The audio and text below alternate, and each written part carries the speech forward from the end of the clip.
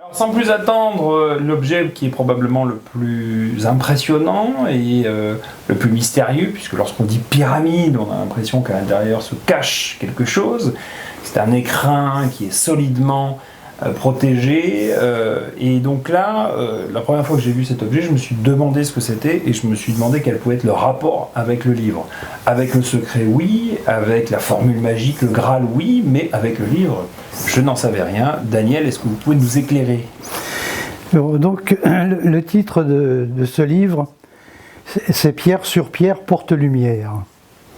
Et en réalité, ce Pierre sur pierre est un livre qui parle et qui part d'une énigme qui a été trouvée au niveau de Bologne sur la Via Appia, qui était une énigme gravée sur une stèle romaine. Cette stèle romaine du IIe siècle, évidemment, était inscrite en latin. Elle a été redécouverte à la Renaissance, et des alchimistes de la Renaissance ont complété l'énigme. Et cette énigme a été citée par 2 fois dans les œuvres de Gérard de Nerval. Donc, je me suis dit, pourquoi Gérard de Nerval s'est-il intéressé à cette énigme ? Par ailleurs, je me suis aperçu que cette énigme avait fasciné depuis la Renaissance et qu'il y avait un grand nombre d'ouvrages qui parlaient, qui commentaient la pierre de Bologne. Et je me suis dit, tiens, peut-être que ce serait intéressant de faire un livre, Gérard de Nerval et la pierre de Bologne.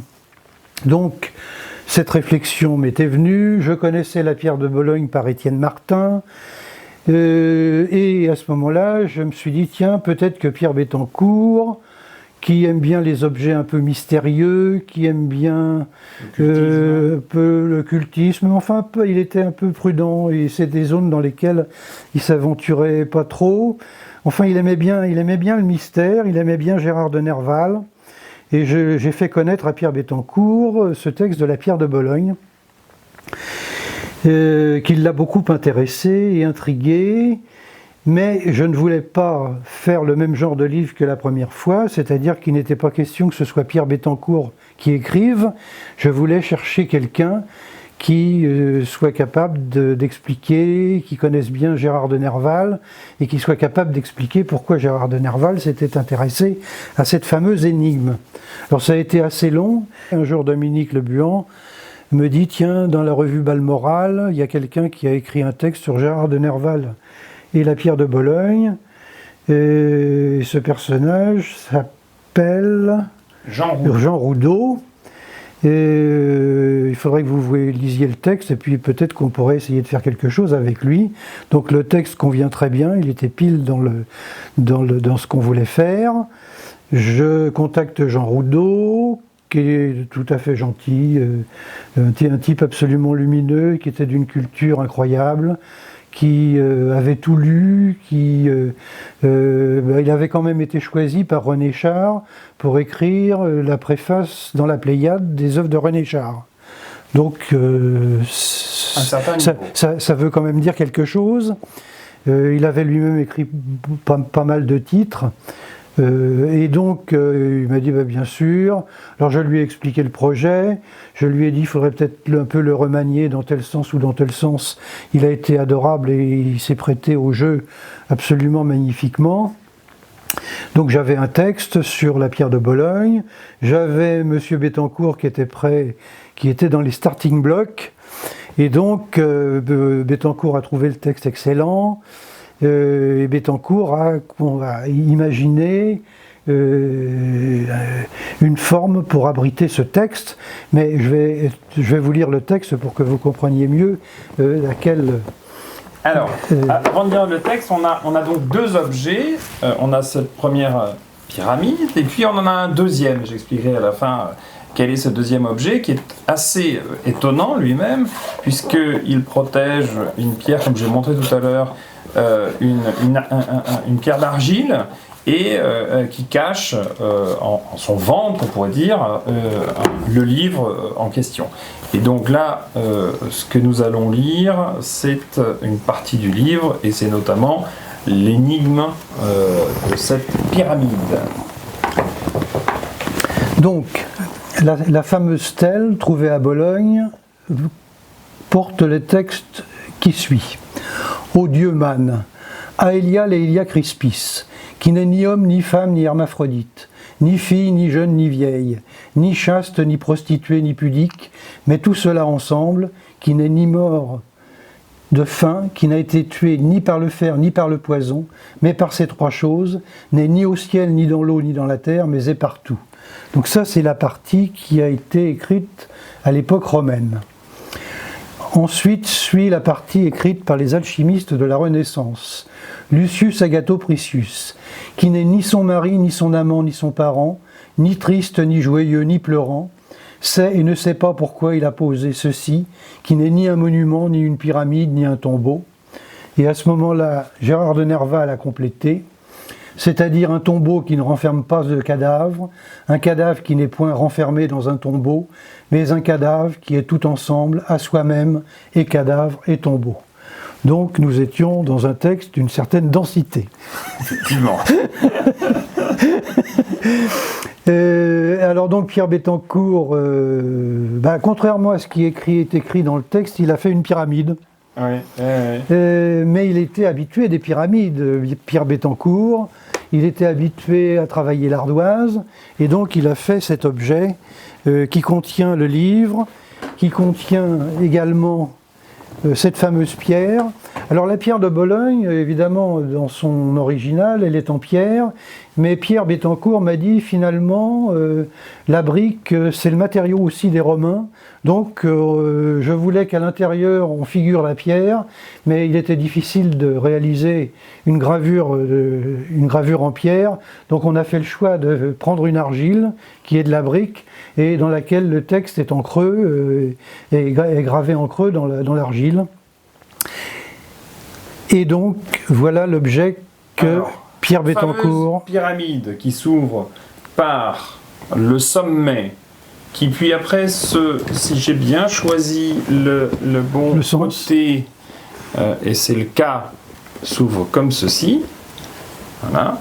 À l'intérieur, on a deux espaces. On a un premier espace qui fait ressortir le livre dont Daniel a lu un passage il y a quelques instants. Je le remets.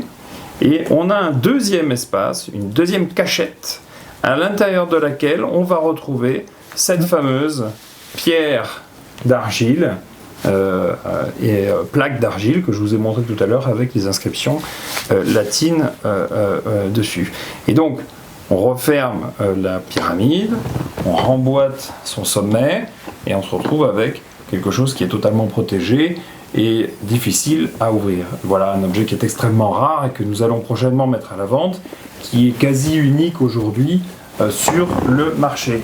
Mais alors, Daniel, vous me disiez tout à l'heure que il y avait un lien avec une autre pyramide que vous m'avez montré et que j'ai là et que je vais montrer dans quelques instants à la caméra. Alors, est-ce que vous pouvez nous en parler avant que je montre ce fameux objet qui est juste ici et que je vais faire apparaître? Alors, l'objet que vous allez montrer était dans la chambre de Pierre Bettencourt.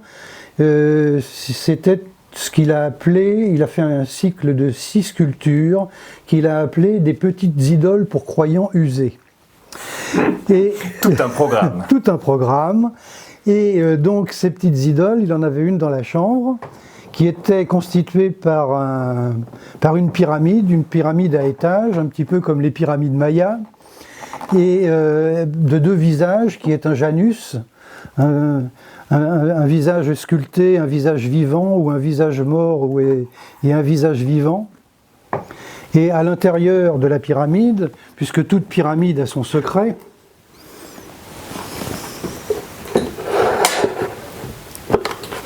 on a 2 personnages qui sont dans une position qu'il est inutile d'expliquer ou d'expliciter, que je remets à l'intérieur, et également un petit texte. Alors je vais reposer cet objet qui est assez lourd, je remontre une deuxième fois. Bon, je vais vous lire un petit extrait du texte. Alors en réalité, c'est un texte c'est pour montrer que toutes les œuvres de Pierre Bettencourt partent d'une pensée que je trouve toujours littéraire en somme. Les petites idoles pour croyants usés. Ces croyants usés que nous sommes tous depuis 4000 ans, qu'il y a des hommes et qui pensent, sont nés rapidement en 1975. Ces idoles étaient faites pour emmener avec soi en voyage, de façon à les avoir à tout moment à son chevet, comme une assurance contre la faillite, ou pour adorer chez soi comme les dieux l'art, un usage bien pratique qui permettait de ne plus avoir à se déplacer.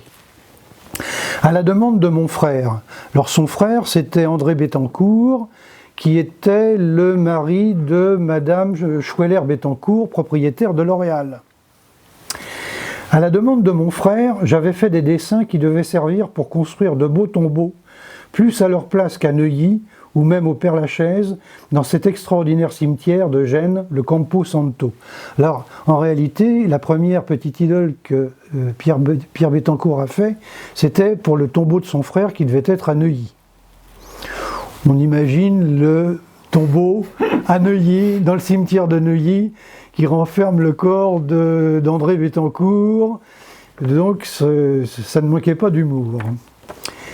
J'avais donc pourvu certaines de ces idoles d'un secret qui permettait de les ouvrir, d'y mettre des urnes ou des cercueils de plomb, mais pourquoi pas des biens plus précieux.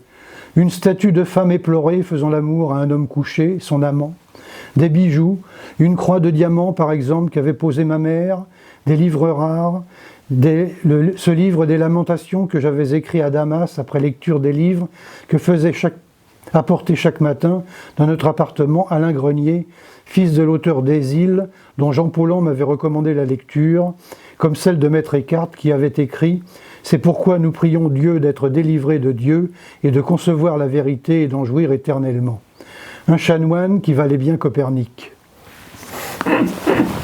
C'est clair. Très bien. Comme vous voyez, on s'amusait beaucoup avec... Ben oui, je vois bien ça. Oui. Donc voilà, donc cette pyramide renferme deux secrets, une tablette d'argile et le livre évidemment signé par Pierre Bettencourt. Et on a donc un deuxième, c'est ce que je voulais vous expliquer, un deuxième type de livre, donc qui sera également mis à la vente. Toujours livre-objet. Toujours livre-objet avec l'argile. Donc on a un exemplaire de pyramide et un exemplaire de celui-là qui est un peu plus modeste, mais qui est tout aussi pertinent et ésotérique, si je puis dire. Il faut bien noter que les deux livres sont exactement les mêmes. Et que ce qui diffère, c'est simplement l'habillage en somme. Le format de l'objet. Très bien, merci.